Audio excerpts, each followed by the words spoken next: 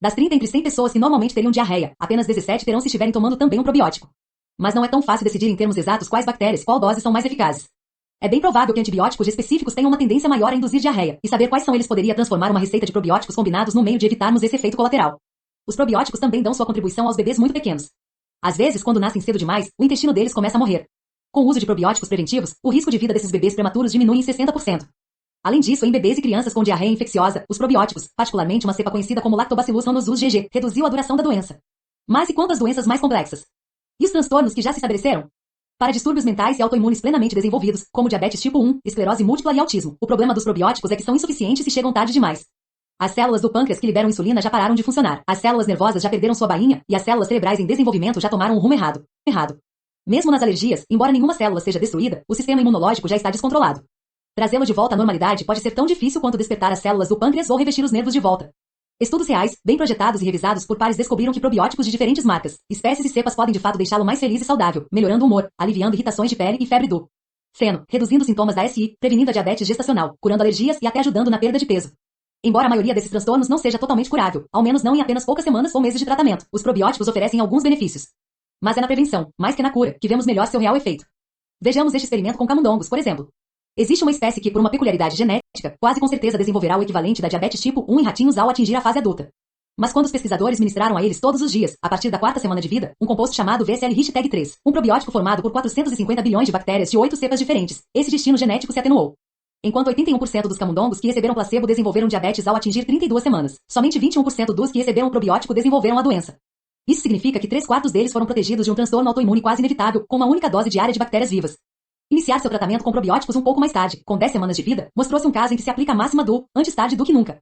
Com 32 semanas, cerca de 75% dos camundongos tratados com placebo estavam diabéticos, mas apenas 55% dos camundongos tratados com probióticos haviam desenvolvido a doença.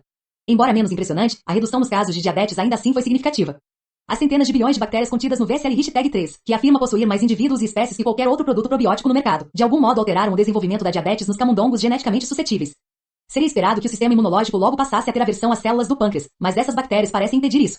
O sistema imunológico dos camundongos tratados com esse probiótico arregimenta uma equipe de glóbulos brancos do sangue que marcham para o pâncreas, onde liberam um mensageiro químico anti-inflamatório que impede a destruição das células desse órgão. É um dado muito inspirador. Talvez um tratamento com probióticos a intervalos adequados fosse capaz de deter essas doenças antes que se desenvolvessem em seres humanos também. Há um teste clínico em andamento para examinar essa ideia, mas os resultados ainda vão demorar algum tempo. Os probióticos, portanto, devem ter algum tipo de efeito sobre o funcionamento do sistema imunológico para serem benéficos à saúde. Voltando à origem subjacente das doenças do século XXI, a inflamação que assola nosso corpo, os probióticos precisam derrotá-la para demonstrarem seu real valor. Você se lembra das células T reguladoras, TREGs, de que falamos no capítulo 4? Elas são os generais do sistema imunológico encarregados de acalmar os linfócitos sedentos de sangue quando não há nada para atacar. Em última análise, esses generais são controlados pela microbiota, que recruta mais e melhores TREGs para impedir que o sistema imunológico lance um ataque contra ela. Os probióticos imitam esse efeito, encorajando as TREGs existentes a suprimir os membros rebeldes das fileiras do sistema imunológico.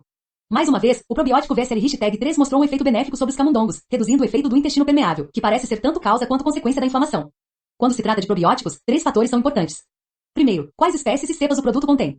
Com frequência, essas informações não são detalhadas ou não correspondem ao conteúdo real, quando é feita a cultura ou o sequenciamento de suas amostras.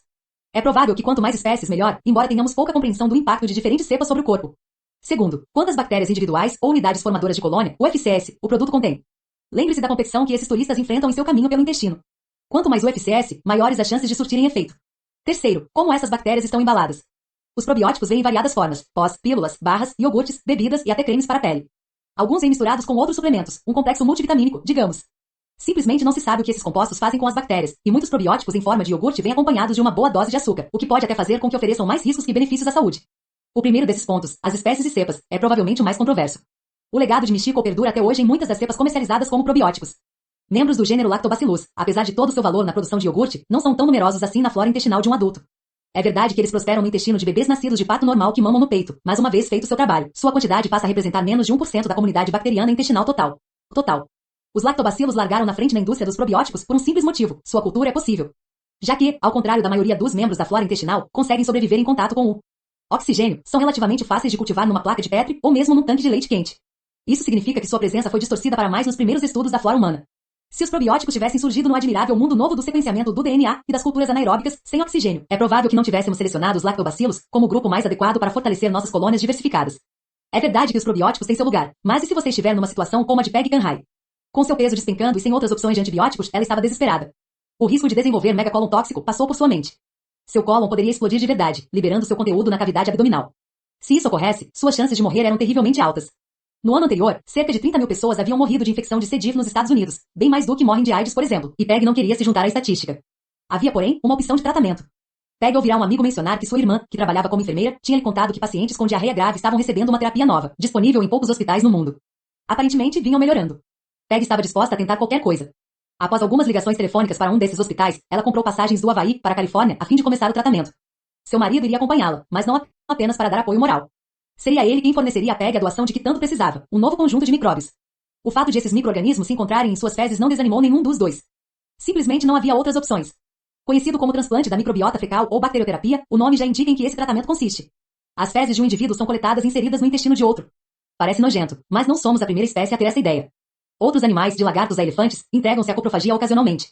Para alguns deles, como coelhos e roedores, comer as próprias fezes é parte essencial de sua alimentação, permitindo um segundo acesso aos nutrientes ocultos nas células das plantas, depois de terem sido rompidas pelos micróbios do intestino. Não se trata de uma contribuição irrelevante à sua ingestão calórica. Ratos atingem apenas 3/4 de seu tamanho normal quando são impedidos de comer as próprias fezes. Para outras espécies, porém, a coprofagia é relativamente incomum, e os zoólogos com frequência costumam considerá-la um comportamento anormal. As matriarcas de manadas de elefantes, por exemplo, produzem um esterco aquoso, aparentemente para que os membros mais jovens da manada possam apanhá-lo com suas trombas e ingeri-lo. Os chimpanzés também comem as fezes uns dos outros. De acordo com a zoóloga britânica Dame Jane Goodall, cujos estudos dedicados dos chimpanzés na Tanzânia levaram a uma revolução em nossa compreensão do comportamento desses primatas, alguns chimpanzés praticam a coprofagia quando têm diarreia. O excesso de frutas recém-amadurecidas da floresta pode resultar num surto de diarreia, à medida que os micróbios do intestino dos chimpanzés se ajustam à nova fonte de comida. Um dos animais estudados por Goodall, uma fêmea chamada Pallas, sofria de diarreia crônica intermitente por 10 anos. Sempre que a diarreia retornava, ela passava a ingerir fezes. De nossa recém-descoberta perspectiva microbiana, é possível especular que Pallas estivesse aproveitando as fezes de chimpanzés saudáveis para restaurar seu próprio equilíbrio microbiano. Talvez chimpanzés com diarreia, após se fartarem com uma nova colheita de frutas, sejam coprofágicos porque isso lhes permite adquirir de outros membros da tropa que já passaram por mais ciclos de frutas os micróbios certos. Embora seja algo raro na vida selvagem, animais presos em zoológicos têm um gosto especial pela coprofagia, para o prazer das criancinhas e o desgosto de seus cuidadores. Essa prática costuma ser atribuída ao tédio, acompanhada de comportamentos típicos, como se balançar para frente e para trás, andar de um lado para outro e se limpar obsessivamente. Um psiquiatra habituado a lidar com pacientes no espectro autista, com síndrome de Tourette e transtorno obsessivo-compulsivo, poderia observar algumas semelhanças entre esses comportamentos em seus pacientes e nos animais em cativeiro. Sem falar no fascínio pelas fezes, tanto comê-las quanto esfregá-las por aí, exibido por crianças com autismo mais grave, bem como por alguns pacientes esquizofrênicos e com TOC. A interpretação freudiana para a causa do comportamento repetitivo, tanto de animais quanto de pacientes, poderia ser de ausência dos pais ou frustração psicossocial. A interpretação fisiológica, porém, tem uma abordagem mais microbiana. Haveria melhor meio de corrigir uma microbiota aberrante que está produzindo um comportamento repetitivo do que consumir as fezes de indivíduos saudáveis? A coprofagia, então, não seria uma conduta normal, mas sim adaptativa, um animal doente tentando corrigir sua desbiose. De fato, em experimentos, fornecer folhas fibrosas a chimpanzés em cativeiro reduz seu comportamento coprofágico. Na verdade, eles não as comem, mas as chupam e as colocam sob a língua. Trata-se de um palpite, mas será que estariam sugando a camada de bactérias que vivem de digerir essas folhas? Assim poderiam semear a própria microbiota com bactérias, ou genes bacterianos, que os ajudam a digerir seus alimentos, como os japoneses cuja microbiota contém genes de bactérias originárias de algas usadas no sushi que come. Tendo acesso aos micróbios benéficos das folhas, talvez a coprofagia perca a importância para os chimpanzés cativos. É